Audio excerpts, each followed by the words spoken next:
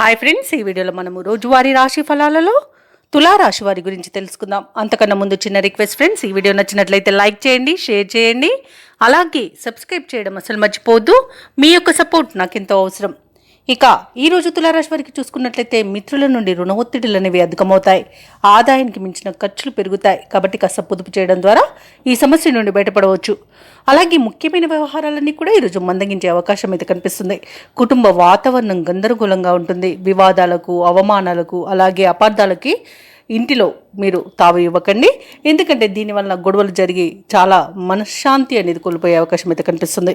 ఇక వ్యాపారస్తులు ఎవరైతే ఉన్నారో వారి యొక్క వ్యాపారాలు నిరుత్సాహాన్ని ఇస్తాయి. ఉద్యోగస్తులు ఎవరైతే ఉన్నారో తాము పనిచేసే చోట ఉన్నతాధికారులతో కాస్త గొడవలు జరిగే అవకాశం కనిపిస్తున్నందున కాస్త ప్రశాంతంగా ఉండండి. నోటిని అదుపులో పెట్టుకొని మౌనాన్ని పాటించడం మీకు ఎంతో మేలు చేస్తుంది. అలాగే ఈరోజు ఎవరైతే దూర ప్రయాణాలు చేస్తున్నారో ఆ ప్రయాణాలను వాయిదా వేయడం మంచిది. ఎందుకంటే అడుగడుగున ఆటంకాలు కనిపిస్తున్నవి మరియు వాహన ప్రమాదాలు కనబడుతున్నాయి. కాబట్టి వాయిదా వేయండి లేదా తగిన జాగ్రత్తలు తీసుకోవడం అనేది చెప్పుకోదగ్గ సూచన.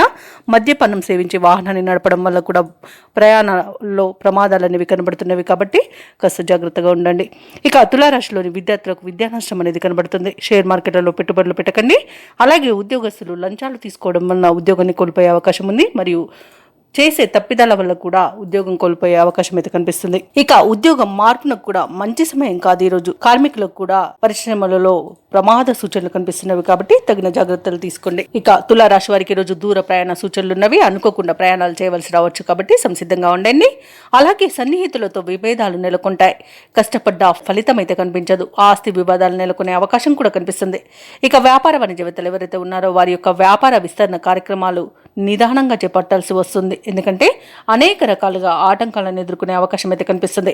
ఇక ప్రభుత్వ ఉద్యోగస్తులు ఎవరైతే ఉన్నారో వారికి పని ఒత్తిడి అనేది పెరుగుతుంది. కళాకారులకు, పారిశ్రామికవేత్తలకు కష్టమే మిగులుతుంది. ఇక విద్యార్థులకు నిరుత్సాహపూరితమైన కాలంగా చెప్పొచ్చు ఈరోజు. మహిళలకి కుటుంబ సభ్యులతో కొన్ని రకాలుగా తగాదాలు ఏర్పడి మనశ్శాంతిని కోల్పోయే అవకాశం ఉన్నందున కాస్త మౌనం పాటించి ప్రశాంతంగా ఉండడానికి ప్రయత్నించండి. ఇక తులారాశి వారికి అదృష్ట రంగు తెలుపు, ప్రతికూలమైన రంగు పసుపు, అదృష్ట సంఖ్య 8. ఈరోజు తులారాశి వారు హనుమాన్ చాలీసా పఠనం చేయండి. అలాగే స్వామివారికి వడమాలను సమర్పించడం వలన మంచి శుభ ఫలితాలను పొందుతారు. అలాగే పనులలో వచ్చే ఆటంకాలని తొలగించుకోగలుగుతారు.